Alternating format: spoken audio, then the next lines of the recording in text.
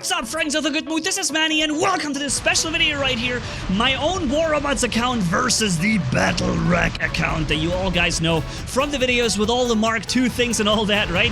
And obviously, I cannot play a duel with myself at the same time. That doesn't work. What I can do, though, is play free-for-all, for example, versus very powerful Ares and Invaders and whatnot with a Battle Rack account, and then play my own War Robots account in the same video later, also in free-for-all, against similar powerful enemies. And then you and me, guys, we can make a conclusion about whether or not it was easier or harder for me with my own account. Did I struggle more with my own account because I don't have everything Mk2 maxed on my own account, right? Or does the equipment level actually matter more? The skill, sorry, does the skill actually matter more than the equipment that you run in War Robots? Which would mean that I would not struggle as much with my own War Robots account, even though not everything is Mk2, right? So let's go and find this out in this video. I found this to be an interesting topic, and of course, if you like these kind of topics and these ideas I have for videos, then please also, guys, subscribe to the channel if you haven't done that yet. It would really be awesome. It'd mean the world for me, man. So, now one thing I need to stress right here. Of course, since this is a press account, I literally have access to everything Mark, Max, and everything, okay? So what I could do here, I could run an account with, say, 3 Ares, all maxed with lockdown weapons and last stand, and then I could run 2 Chuns on top of that, also with max stand, last stand and all that. But that's not me. You see what I'm doing here? I'm playing a Raven. I'm corner shooting with a Raven. I'm trying to improve my chances by running skillful tactics and maneuvers instead of running the most powerful stuff. And I like to think that you guys have kind of gotten to know me over the years, right? I hope you guys did, because that would mean you know that I'm not necessarily the person that runs the Ares all the time, or Chuns, or even Hades and Nemesis, or Invaders, right? The meta things. I'm not necessarily the guy who needs them. I don't like to run... I like to run them once in a while, because they're fun, of course, and they're super powerful and dominant, and you're gonna win. But what I like to do is find other setups that are a little bit outside the box, like the Raven, for example, right?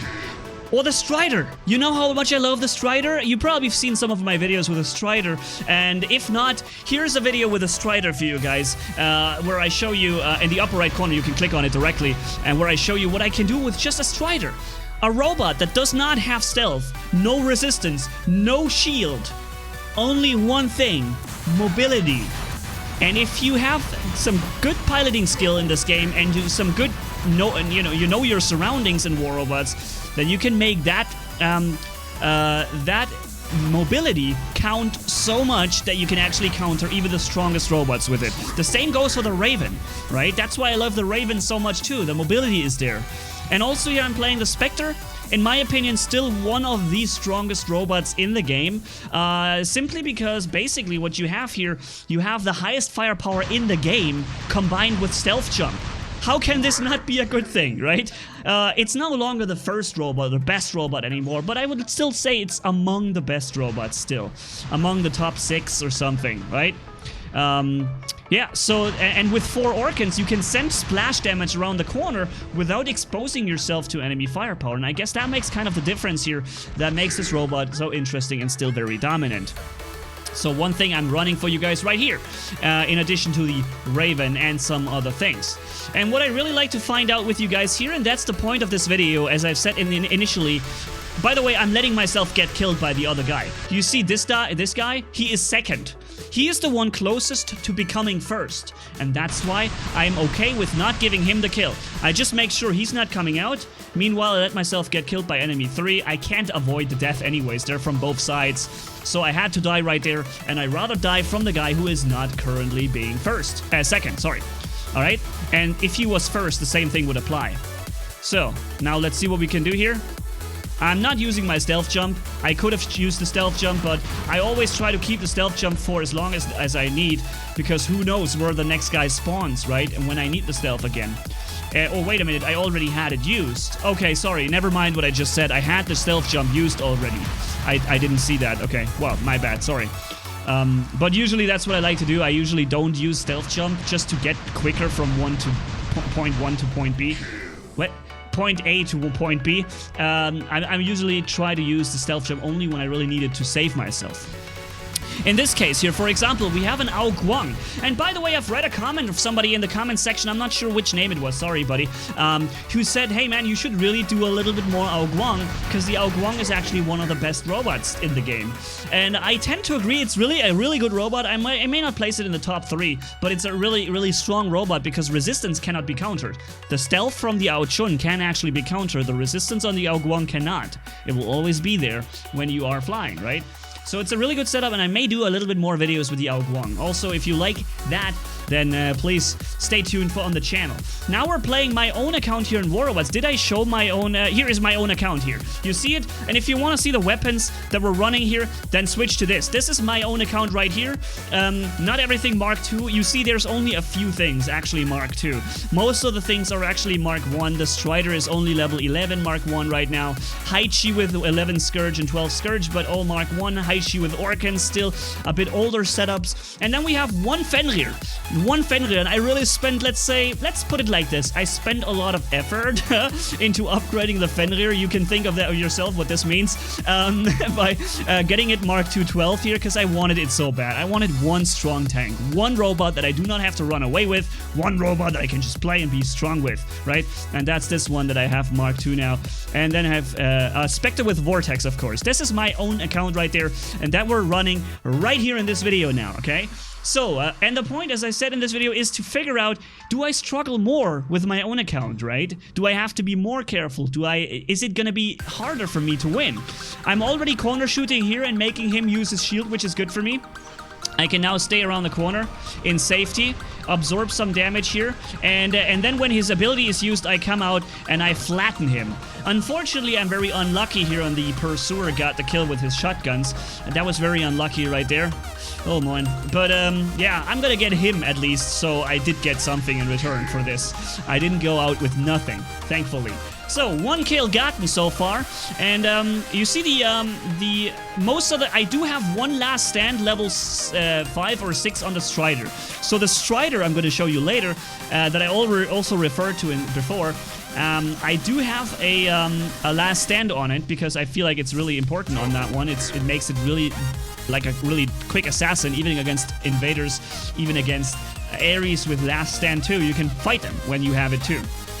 And yeah, so I have that last stand on the Strider, and I think I have a last stand on the Hize with Scourge. I may not. I'm not sure if I have it on it. Now all enemies are in stealth, and I cannot lock on to anybody. But I can now at least finish off this guy. Thankfully, the invader hasn't killed him. Otherwise, I would have not gotten the kill. But he didn't kill him, thankfully. So, the invader is coming in. The Inquisitor. Sorry. Did I say invader? The Inquisitor is now coming from behind me, but he regenerated his stealth jump, and there he is, stealth jumping again. But I can activate the healing from 107,000 HP. I'm healing myself up. Even though I'm being hit at the same time, I'm healing up to 145. With 50% damage resistance, you can double that amount, and then you know how much effective HP I pretty much have. And then on top of that, I can always use the energy shield in between to also get a little bit of an additional HP boost every time. Alright, so that's what we're doing right here. Boom. Okay. And, oops, I'm being attacked from behind. I gotten 4 kills so far. And you've seen the enemy are also using, you know, Pursuers are still really strong, especially against my Fenrir, because I don't have a Quantum Raider on it, so I cannot counter the stealth effect of the Pursuer. So it's really powerful. Orkan Spectre, lots of damage output. You saw there's an Ares in the match, and we're going to have more Ares coming up in a second. Where I'm gonna kill them too, or no, not kill them necessarily, but fight them. And I really like to hear what you guys think about the component. Is it so much difference harder for me to win the fights against these guys with my own account? That's what we're trying to figure out. Because ultimately, as I said in the beginning, I'm trying to find whether or not skill makes a larger difference than equipment, right? And there are exceptions, of course.